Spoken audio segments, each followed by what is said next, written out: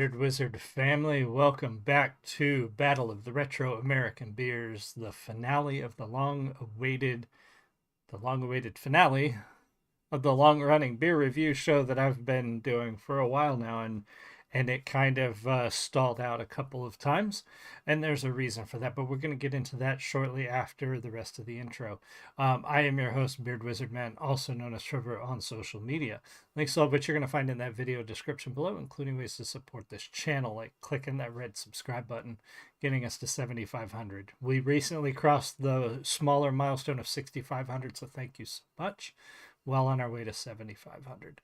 This is a live review show, and if it's your first time here, I started this show quite a while back, to pit various retro American beers against each other, mainly looking at beers that have been around a long time, but not the super common ones. Obviously, Bud, Coors, Miller, they've all been around for, a couple hundred years, some of them. Um, has it been that long? Yeah, something like that. But everybody knows them. They've been around a long time. But there are a lot of smaller, craft beers and retro beers out there that have been around a long time, but aren't as well known. And I've been pitting them against each other. Beers like Blatz and Schlitz and Mickey's and PBR and Stroh's and all of those that some of you have heard about. Some aren't even available. Miss Ripley's getting comfy back there, taking a nap. But yeah, I wanted to see which one was the best one. And we are down to the final. We would have had an episode before this if I could find Schlitz. I could not find Schlitz any time in the recent few months that I've been looking. So Schlitz is officially disqualified.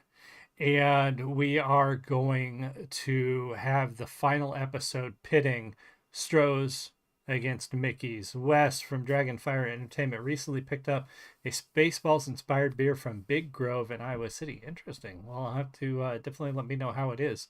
But so what have we got? I like to make this show as instructional, informational as possible. So I've always included the history, a little tidbit of the history of the breweries in case you're unfamiliar with them, especially if they're outside.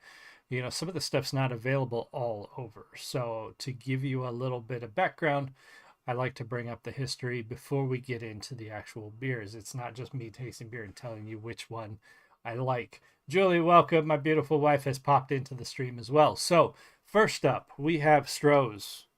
Originally from Detroit, this is actually one of my favorite retro American beers. I can get it from time to time here at a local um, liquor store, and I'm kind of partial to Stroh's. I have family in Michigan, some of them around Detroit, and also one of the very first steins in my collection that my beautiful wife got me was a Stroh's stein, and it's literally one of my favorites. The only drawback to it is the handle is a little bit fragile and it doesn't have a lid like most traditional steins, but it's a beautiful stein.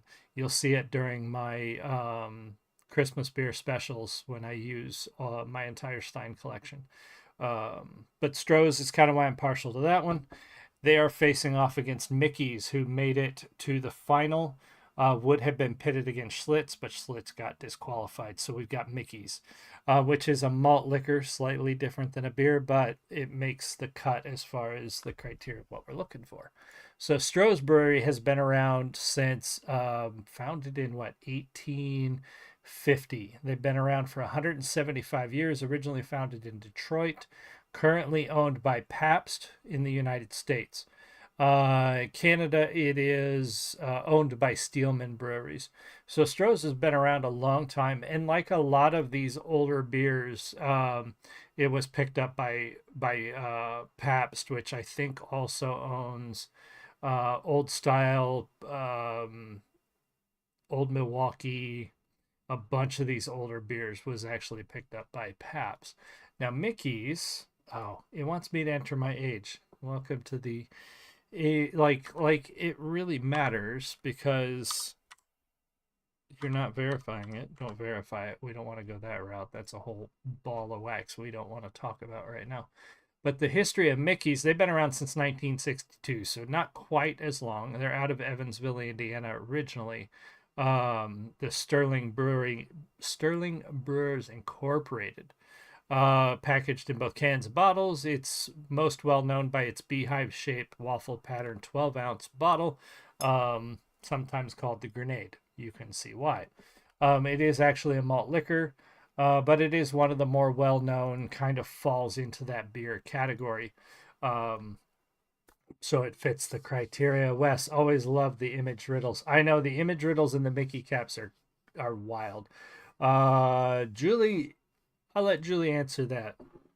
When we get into it, this time I'm actually going to pour them for you. I told you in one of the episodes I was going to show you a pour because I always pour them ahead of time. I set up the stream, the head winds up dissipating, and I wanted to show you the pour. So I have some pretty standard pint glasses, actually Origins pint glasses. This one's from last year's Origins, not this year.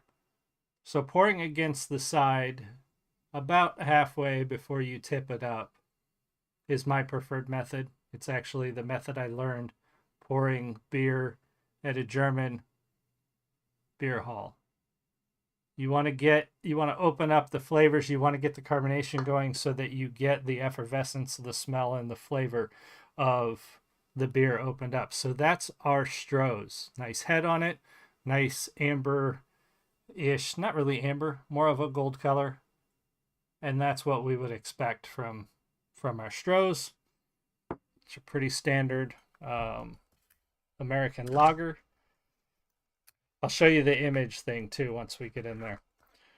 Ed, you're a cider gal too? Hey, that's good. And here we have the Mickeys. Pour it against the side of the glass until you're about halfway up. And then pour straight in. Now, Mickey's does not have nearly as much body to the head as Stroh's does. I'm actually getting condensation all over some papers down here. Not that I need those papers, honestly, but all right. And so Mickey's is a little bit more yellow than gold, and not quite as good of a head. But the head on the Stroh's dissipated almost immediately. So we're going to start here. Stroh's, cheers.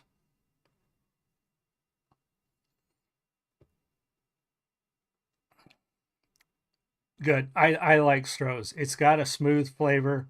It's not quite as a lot of American beers I would describe as having that dad beer flavor, just that traditional, like, just almost stale beer flavor that you would expect. Stroh's does not have that. Stroh's has got a really good, clean, full flavor, especially for a very light American lager. So Stroh's is good. I like Stroh's. This is going to be a tough competition. Little palate cleanser.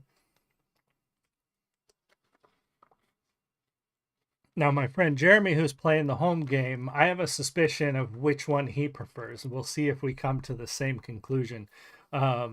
Basically, because I know which one he would actually buy, given the choice. Cheers on the Mickeys.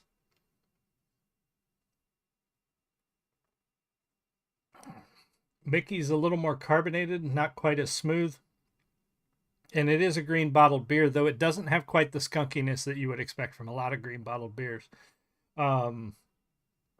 It's got a little hint of it, but not as bad. It's not like a Heineken or a Grolsch or anything like that, like those really green beers that are very skunky.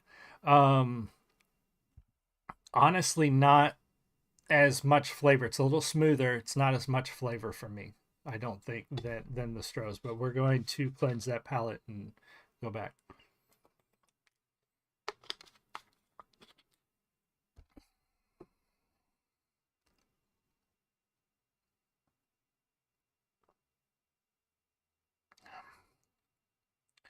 Yeah, honestly, if I had to pick, if there was one beer that I had to pick for the rest of my life of all the retro American beers, I'm going to have to go with the Stroh's.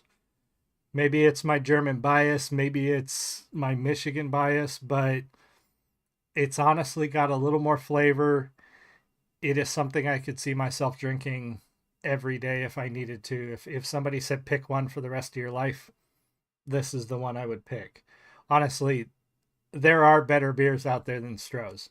But as far as retro American beers go, as far as old school beers that are not your standard Budweiser, Coors, Miller, this is the one. I think this is the one that wins it. And like I said, I would show you. I don't even know if you're going to be able to see this. I don't even know if you're going to be able to see that on the stream, but it is, yeah, it's really hard to see under that cap. But it looks like a stick figure with an S next to a rain cloud. I'm not sure what that means. Their puzzles are weird. Can't always figure them out. We've never been able to solve all of them. But yeah, that's it for the Battle of the Retro American Beers. Stroh's takes the title as the grand champion. Whenever I can arrange it, and up next, the next idea that we had is Battle of the Gas Station 40s. I'm going to try to put that together in the next few months, and maybe get it out there before we do the breakdown of the Christmas beers again. But yeah, that is your champion, Stroh's. Wes from Dragonfire Entertainment, be sure to go check out his channel, especially if you like beer reviews. Julie, my beautiful wife, thank you. And Ed, thank you for being here. I appreciate you. Everybody else, thank you so much. I will see you all again soon. You have a great one. Much love.